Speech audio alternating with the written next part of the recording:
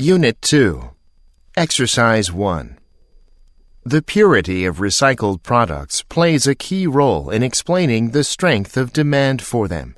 One of the reasons for the high rate of aluminum recycling and the much lower rate of plastics recycling is the differential difficulty with which a high-quality product can be produced from discarded materials.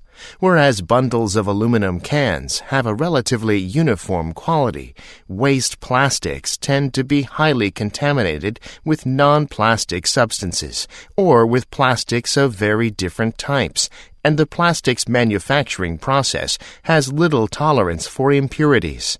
Remaining contaminants in metals can frequently be eliminated by high-temperature combustion, but plastics are destroyed at such high temperatures. Finally, waste that contains hazardous materials, such as mercury and lead, raises additional complexities.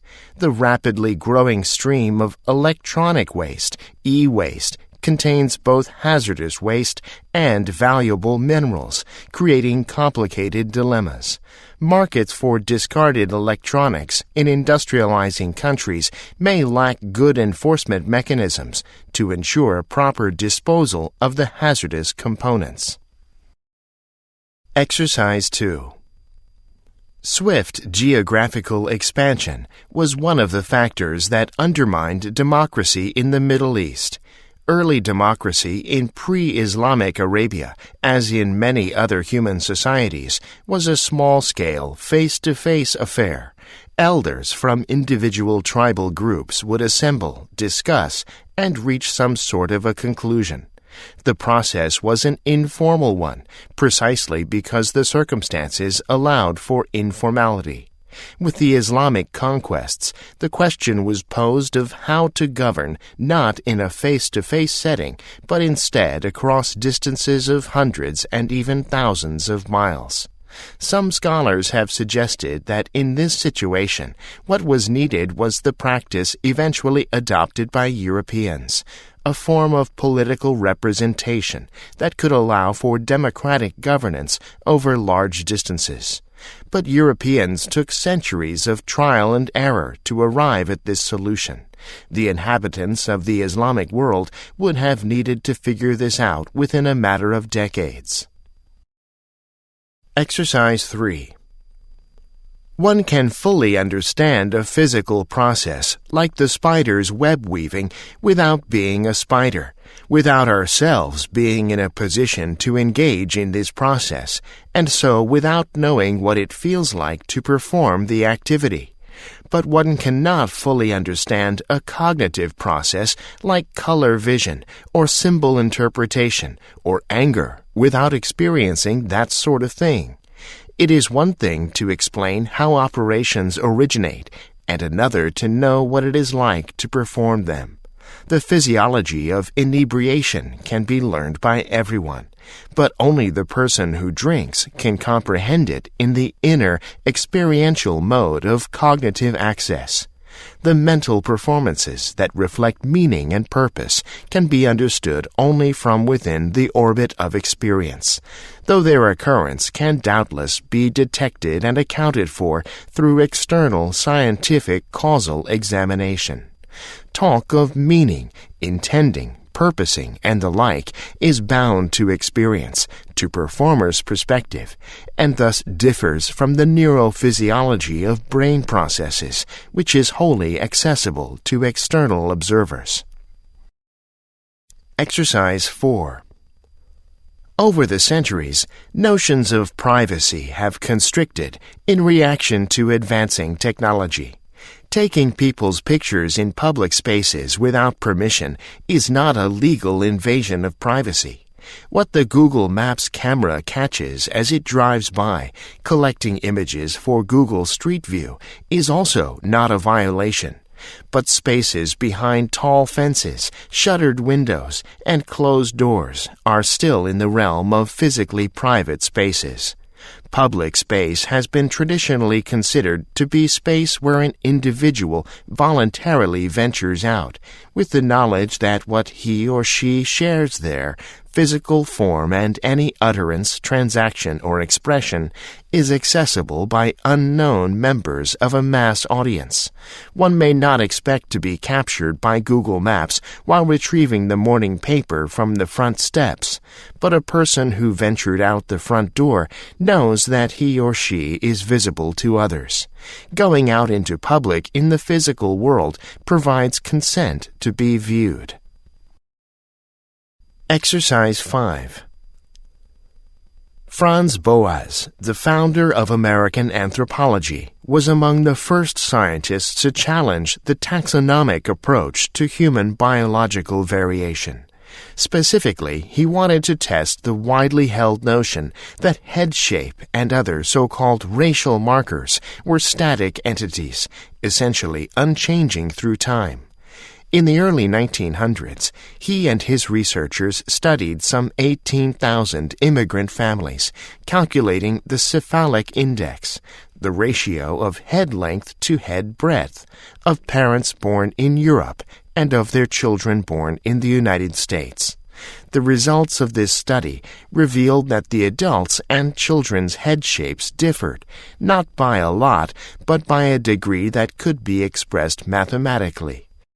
This finding undermined the idea, prevalent at the time, that racial types were innately stable, because the differences that had been cited among various races were not unchangeable. Boas concluded that the race concept was invalid. Boas's work laid the foundation for a scientific focus on biological process rather than on typological classification. Exercise 6. It is important to realize that policymakers do not have very much information at the time when they must make policy decisions. For instance, the Consumer Price Index is available only with a 1-month lag, so our knowledge of inflation is always running a month behind the actual economy. The GDP, Gross Domestic Product, is even worse. The GDP data are available only quarterly, and we do not find out about GDP until well after a quarter ends, and even then substantial revisions to the numbers often occur many months after the quarter.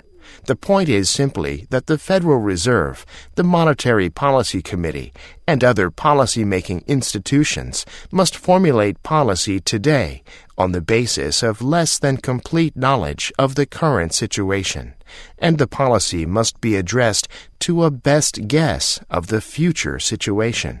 It is like trying to drive a car looking only in the rearview mirror.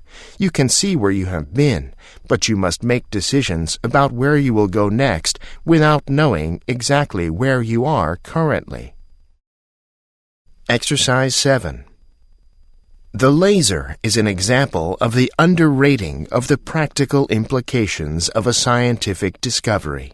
When Arthur Schawlow and Charles Townes published their seminal paper describing the principle of the laser in Physical Review in 1958, it produced considerable excitement in the scientific community and eventually won them Nobel Prizes. However, neither these authors nor others in their group predicted the enormous and diverse practical implications of their discovery. Lasers, apart from their many uses in science, have enabled the development of fast computers, target designation in warfare, communication over very long distances, space exploration and travel, surgery to remove brain tumors, and numerous everyday uses. Barcode scanners in supermarkets, for example.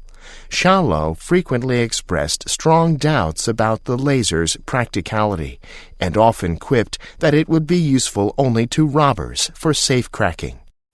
Yet advances in laser technology continue to make news to this day. Exercise 8. Virtual reality, VR, is a simulated experience of the real world in which individuals can interact with an artificial three-dimensional environment using electronic devices. Its close cousin, Augmented reality, AR, refers to the enhancement of the real world using computer-generated perceptual information, such as overlaying digital imagery onto the real world. Taken together, they are known as immersive technologies that may completely change how we experience journalism. Their power lies in their transformative storytelling capabilities. They help provide viewers with a more accurate physical representation of space, spatial relationships, sense of spatial presence, and experienced immersion. The well-known VR film producer Chris Milk, who created a film that puts viewers inside a refugee camp, said the technology is an ultimate empathy machine that connects humans to other humans in a profound way I've never before seen in any other form of media, and it can change people's perception of each other. This statement is backed by some empirical research that suggests that VR can increase the empathy of viewers and their perception of the credibility of news. That's why these technologies have been considered as the new frontier of journalism. Exercise 9. Managed forests are second-growth forests that have been planted, thinned, fertilized, and sprayed with pesticides, just like a farmer's field. One of the first things you notice when you walk in a managed forest is that the trees are smaller than in an old-growth forest, and the forest looks mostly brown instead of green. This is because the trees are all the same age, the same size, and the same height. The trees grow close together, and very little light gets through their branches. This means that there aren't any berry bushes or other plants on the forest floor because they can't get enough light to grow. Because the trees are so young, they don't have any mosses growing on them. Without the nurse logs and snags and diversity of plants, there is less habitat available for wildlife. We can still hear birds chirping high up in the canopy, but overall there is much less biodiversity in a planted second-growth forest. Exercise 10. The fact that emotions are unlearned, automated, and set by the genome always raises the specter of genetic determinism. Is there nothing personal and educable about one's emotions? The answer is that there is plenty. The essential mechanism of the emotions in a normal brain is indeed quite similar across individuals, and a good thing too, because it provides humanity in diverse cultures with a common ground of fundamental preferences on the matters of pain and pleasure. But while the mechanisms are distinctly similar, the circumstances in which certain stimuli have become emotionally competent for you are unlikely to be the same as for me. There are things that you fear that I do not, and vice versa. Things you love and I do not, and vice versa. And many, many things that we both fear and love.